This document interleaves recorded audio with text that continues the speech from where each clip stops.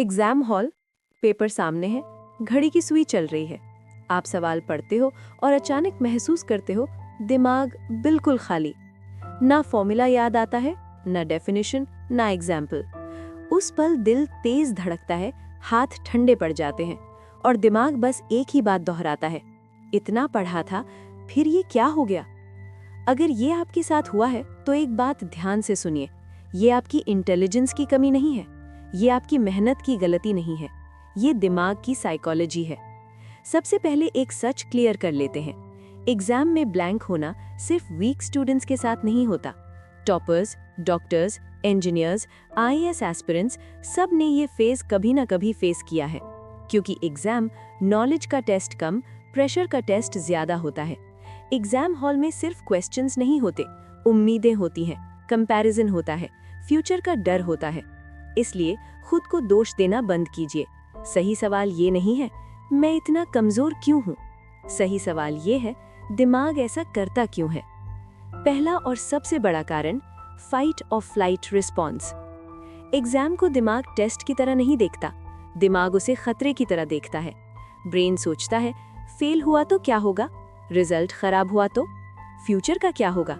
जैसे ही खतरे का सिग्नल मिलता है, ब्रेन सर्वाइवल मोड में चला जाता है। इस मोड में प्रायोरिटी होती है भागना या बचना।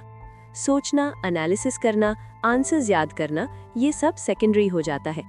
इसीलिए उस मोमेंट में मेमोरी एक्सेस टेम्परेरीली ब्लॉक हो जाती है। आंसर्स गए नहीं होते, बस दिमाग ने उन्हें लॉक कर दिया होता है। दूसरा बड़ा कारण है प्रेशर ओवरलोड। पेरेंट्स की एक्सपेक्टेशंस, सोसाइटी की नजरें, रिजल्ट का डर, ये सब दिमाग पर भारी लोड डालते हैं। रिसर्च बताती है जब प्रेशर ज्यादा होता है, ब्रेन इंफॉर्मेशन रिट्रीव नहीं कर पाता, चाहे वो मेमोरी में मौजूद हो। यानी आपने पढ़ा हुआ है लेकिन दिमाग उसे बाहर नहीं निकाल पा रहा। इसीलिए कभी कभी सिंपल आंसर भी एग्जाम हॉल में नहीं निकलता। ये फेलियर नहीं है, ये ओवरलोडेड ब्रेन का रिएक्शन है। तीसरा कारण है जजमेंट का डर। एग्जाम सिर्फ पेपर नहीं होता, एग्जाम जजमेंट होता है। मार्क्स से जज, रैंक से जज, कंपैरिजन से जज। ये डर दिमाग को कॉन्स्टेंटली कहता है गलती मत करना, और जब ब्रेन परफेक्शन चाहता है तो वो स्लो हो जाता है। ओवरथिंकिंग शुरू होती है, क्लैरिटी खत्म होती है। इसीलिए इजी सवाल भी अचानक टफ लगने लगता है, ब्रेन डर के कारण फ्रीज कर जाता है। चौथा कारण है लास्ट मोमेंट क्रैमिंग। एग्जाम से ठीक पहले नया टॉपिक देखना, एक्स्ट्रा नोट्स पलटना, दूसरों से डिस्कस करना। ब्रेन इसे हेल्प नहीं, कंफ्यूजन मानता है। ब्रेन सोचता है कौन सी इंफॉर्मेशन जरूरी है, कौन सी छोड़नी है। जब ब्रेन कंफ्यूज्ड होता है तो सेफेस्ट ऑप्शन चुनता है, कुछ भी बाहर मत निकालो, और वही मोमेंट ब्लैंक बन जाता है। लास्ट मोमेंट में कम इनपुट, ज्यादा क्लैरिटी, यही सही स्ट्रैटेजी है। पांचवा कारण सटल है लेकिन बहुत पावरफुल। ब्रेन को कभी सिग्नल नहीं मिलता कि अब रुकना है। रिवीजन, फियर, थिंकिंग सब चलता रहता है। जब ब्रेन को रेस्ट सिग्नल नहीं मिलता तो वो एग्जॉस्ट हो जाता है। एग्जॉस्टेड ब्रेन मेमोरी रिट्रीव नहीं करता, इसीलिए काम माइंड शार्प आंसर्स देता है। अब सबसे जरूरी बात समझिए, ब्लैंक होना ये साबित नहीं करता कि आप इनकेपेबल हैं। ये दिखाता है कि आपका दिमाग ओवरलोडेड और ओवर प्रोटेक्टिव हो गया है। ब्रेन आपको नुकसान नहीं पहुंचा रहा, ब्रेन आपको बचाने की कोशिश कर रहा है। और अच्छी बात यह है, ये परमानेंट नहीं होता। राइट अप्रोच से ब्रेन दोबारा बैलेंस में आ सकता है। साइकोलॉजी समझ में आते ही कंट्रोल वापस आना शुरू हो जाता है।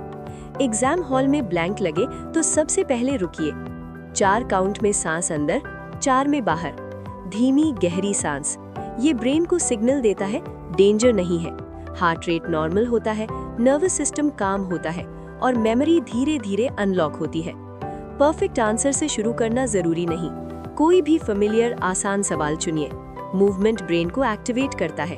एक आंसर लिखते ही कॉन्फिडेंस वापस आने लगता है, ब्रेन को सिग्नल मिलता है हम कंट्रोल में हैं। एग्जाम से 1 घंटा पहले एक रूल फॉलो कीजिए, no new topic, no discussion, no comparison. Brain clarity चाहता है, जो पढ़ा है उसी पर भरोसा रखिए। काम ब्रेन बेस्ट परफॉर्म करता है।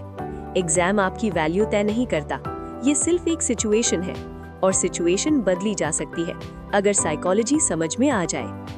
अगर ये वीडियो आपके लिए यूजफुल रहा तो कमेंट में बताइए एग्जाम में सबसे बड़ा डर क्या लगता है, और ऐसे साइंस बेस्ड एक्सप्लेनेशंस के लिए साइको दिमाग को फॉलो कीजिए।